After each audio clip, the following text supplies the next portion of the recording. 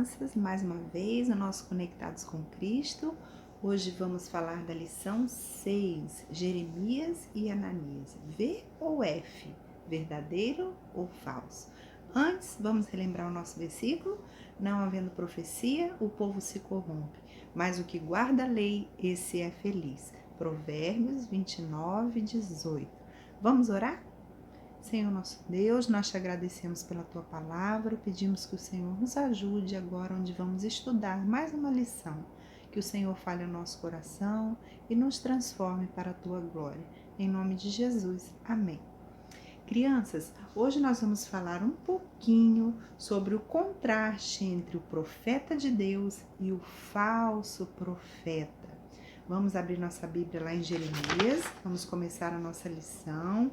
Pegue o seu marcador, sua canetinha e acompanhe junto com a sua Bíblia aberta em Jeremias, tá bom? A nossa leitura está em Jeremias, capítulo 27 e 28. Permaneça ali para você acompanhar, tá bom? Jeremias estava passando por uma situação muito difícil. A situação era esta: o reino do norte, Israel, já havia sido destruído pelos assírios e o povo foi levado embora para bem longe. Agora era a vez do reino do sul, Judá, onde morava Jeremias. Os inimigos eram os babilônicos e eles já haviam levado muitas pessoas do povo de Deus para serem prisioneiros em um país distante. Que tristeza! Tudo isso por causa do pecado. Uma parte do povo ainda estava em Judá. Deus sempre falava a Jeremias para aconselhar o povo.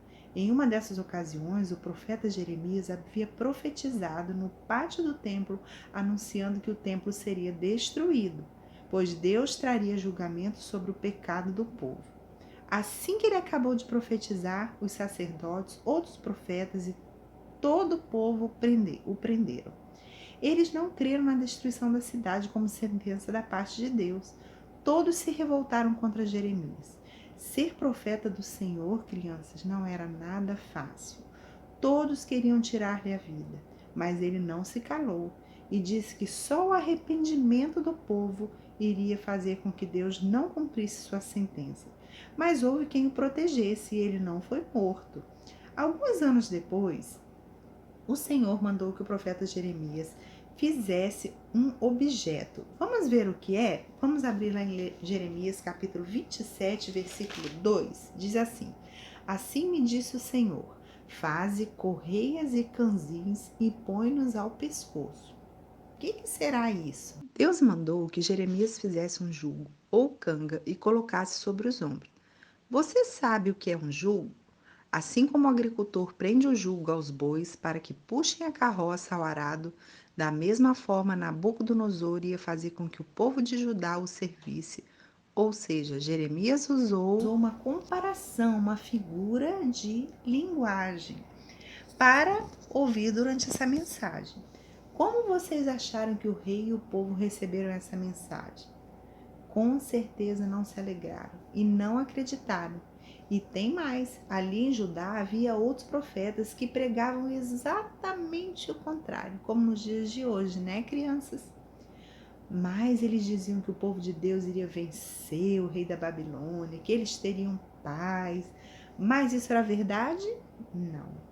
Esses falsos profetas só queriam agradar ao rei e ao povo, falando mensagens de vitória e paz. Mas o verdadeiro profeta, crianças, deve falar a verdade, o que vem de Deus, e não o que é para agradar as pessoas. Vamos conhecer um desses profetas que só falava vitória e paz?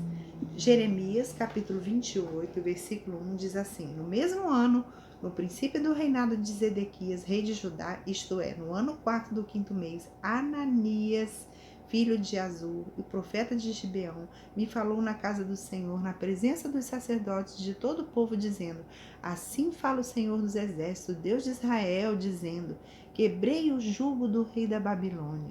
Dentro de 2 anos eu tornarei trazer a este lugar todos os utensílios da casa do Senhor, que daqui tomou Nabucodonosor, rei da Babilônia, levando-os para a Babilônia. Crianças, o que será que Jeremias respondeu? Jeremias respondeu Todos os outros profetas do Senhor, antes deles, profetizavam mal, o que estava acontecendo naquele momento.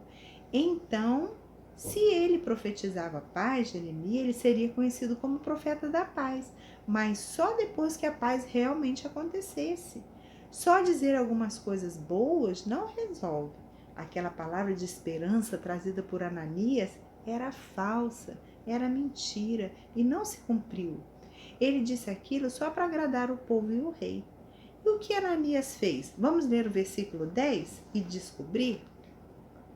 Capítulo 28, versículo 10 diz assim: Então o profeta Ananias tomou o candis do pescoço de Jeremias, o profeta, e os quebrou. Assim diz o Senhor: deste modo, dentro de 2 anos, quebrarei o jugo de Nabucodonosor, o rei da Babilônia, de sobre o pescoço de todas as nações. E Jeremias, o profeta, se foi tomando seu caminho. Crianças, que coisa triste! Ele arrancou o jugo do pescoço do profeta Jeremias e o quebrou. E o que Jeremias fez? Ele saiu naquele momento e foi embora. Mas o Senhor disse a Jeremias para voltar e falar a verdade mais uma vez. Você quebrou o jugo de madeira, Ananias, mas o Senhor colocará jugo de ferro sobre o pescoço de todas as nações para servirem a Nabucodonosor, rei da Babilônia. Vamos ler isso diretamente na nossa Bíblia, versículo 14. Vamos lá, diz assim: porque assim diz o Senhor dos Exércitos, Deus de Israel, jugo de ferro pus sobre o pescoço de todas estas nações para servirem a Nabucodonosor, rei da Babilônia, e o servirão.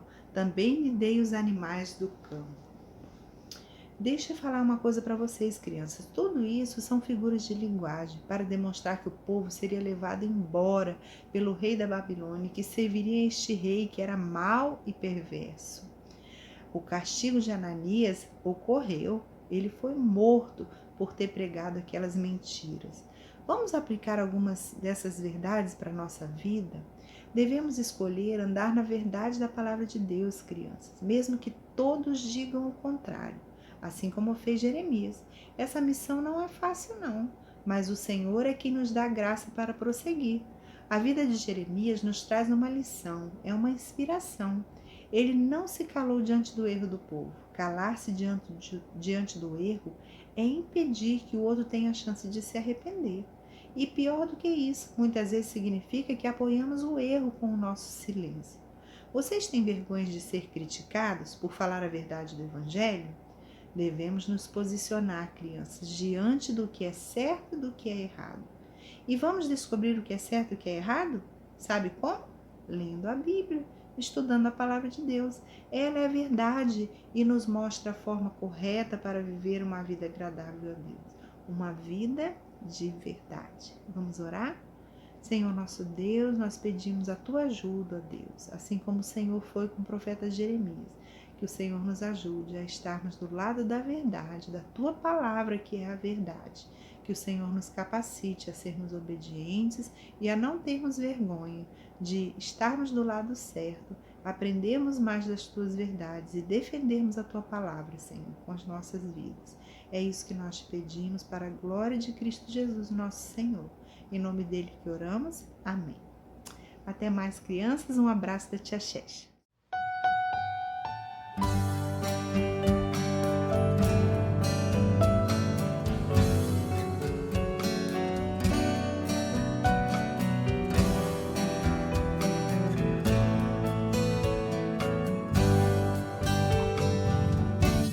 A lei do Senhor é perfeita e restaura a alma.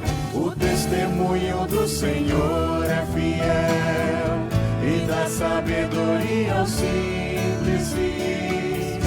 São mais desejáveis do que o ouro depurado, são mais doces do que o mel e o destilado dos favos. Os preceitos do Senhor são retos e alegram o coração. O mandamento do Senhor é puro, ilumina os olhos. São mais desejáveis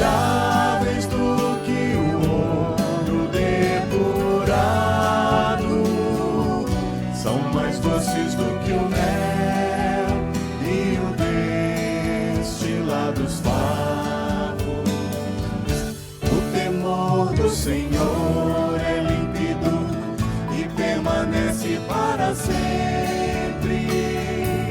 Os juízos do Senhor são verdadeiros e todos igualmente justos. São mais desejáveis do que o ouro depurado. São mais doces do que o mel e o destilar dos favos. São mais desejáveis do